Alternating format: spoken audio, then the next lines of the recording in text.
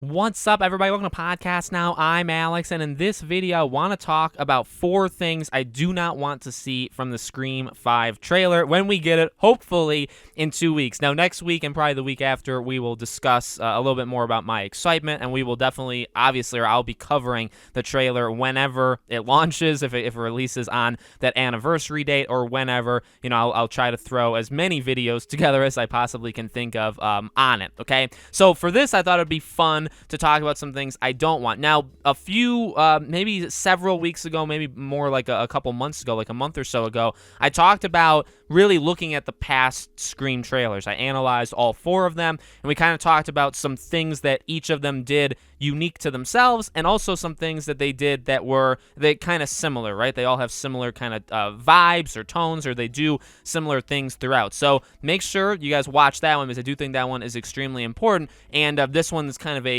companion piece to that. So first thing I don't want from this trailer is for them to not show Sidney. So I know we're getting close to a double negative there, but basically I want to see Sidney. That's the I guess canceling out the negatives. I think it would be a really bad idea for the trailer to not show her. Now, you could say, well, Alex, why in God's name would they decide that that's a good idea, keeping her off the first trailer? I would say, the first example, and really the only one I can think of right off the top of my head, is my favorite, maybe franchise of all time, Pirates of the Caribbean. When they did Pirates 5, Jack, kind of a big deal character, was not shown until trailer 2, and he was only shown at the very end of trailer 2, which is the way they handled Johnny Depp and all that stuff, obviously weird. And maybe it was because of him and his off-screen life, but the point is, they thought it was a good idea in the first movie, or in the first trailer for this movie that's, again, was kind of like a reboot, but also very much a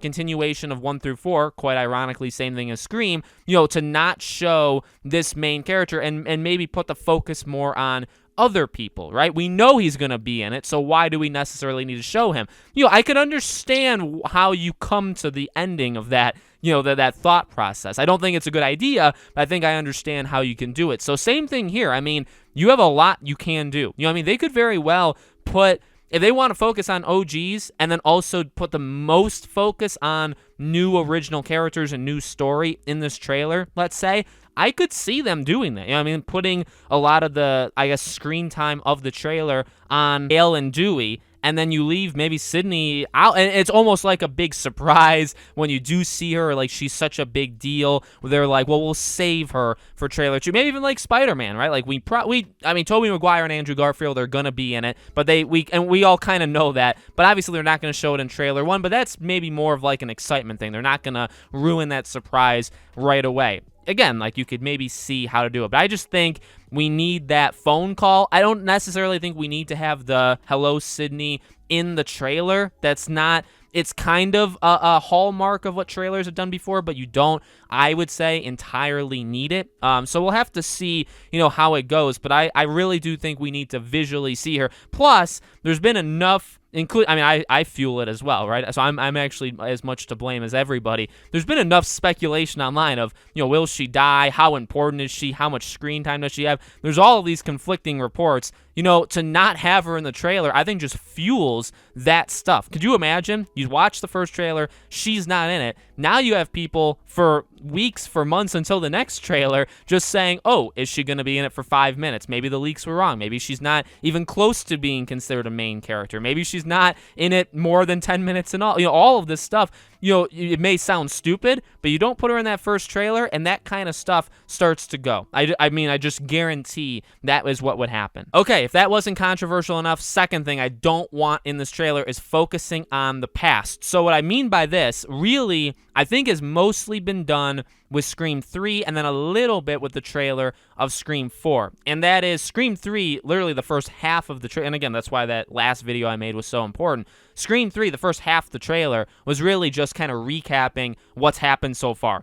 What were the rules of the first movie? What were the rules of the second movie? Like, what's changed? What's the meta kind of play on it? And then let's introduce the third. So that was half of the third trailer. And then even the fourth one, I believe the fourth one was like it all started with a phone call. I'm pretty sure That's how that one opened. So, I don't really mind that one. In fact, I think it's hard to not do that. It's just such strong nostalgia. And how do you have a trailer that most likely would release on the day of the anniversary, at least when it comes out in theaters? It's not actually the anniversary of the movie releasing, which I find to be very weird. But how could you not have a trailer for a movie that's been gone for a decade after it was also gone for a decade and not harken back to the original? So I get I get that's going to happen. I guess my point here is I don't want it to just be too much. You know what I mean? I don't want half the trailer to be, let's recap 1 through 4, or let's show the most iconic scene of all 4. I think you can skip that. I think we all know. It's hard because you have to think about demographics and who the trailer is for.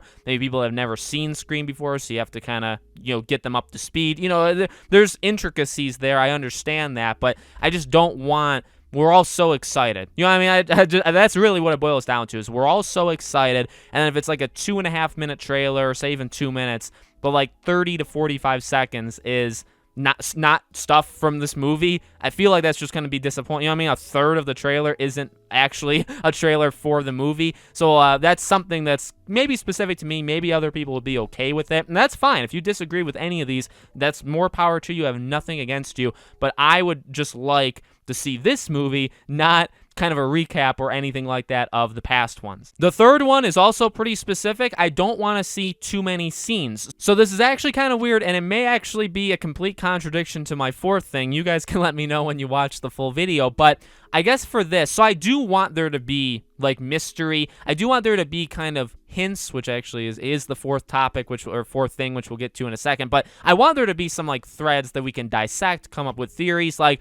I want that on a personal level. I want that on a channel level. I won't lie to you, right? Like, I do want that. However, again, in that video where I talked about all the trailers, what I actually found to be one of the better things, I think it was Scream 4 that did it, is they focused on several longer scenes. And by long, I don't mean like, they showed like 2-minute segments of these different things, but they focused on like 10, 15, 20 seconds of it. Maybe that's actually too much. Maybe 20 seconds is too high, but let's say 10 or so seconds on a specific, like literally a ripped scene from the movie. And I think that really worked for me. You know what I mean? I really think that's good. I would say I'm maybe on the opposite side of that. Scream 3, like I said, I think that's one of the weirder trailers and the one I dislike the most, in that first half is just a recap. Second half, they showed like 50 scenes from them. I mean, it was just like a highlight reel of just scene after scene after scene. And I guess that is good for figuring stuff out, you know what I mean? Or for like trying to figure stuff out. Like, that is cool, and that does have its own positives. But I mean,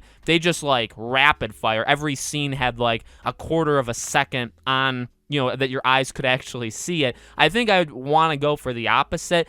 Give us a couple flashes, right? And again, that's the next point. Give us a couple flashes, but mainly, especially if they don't want to hide stuff, or if they do want to hide stuff, right? If that's like their main thing is, we do not want people to see too much about this movie.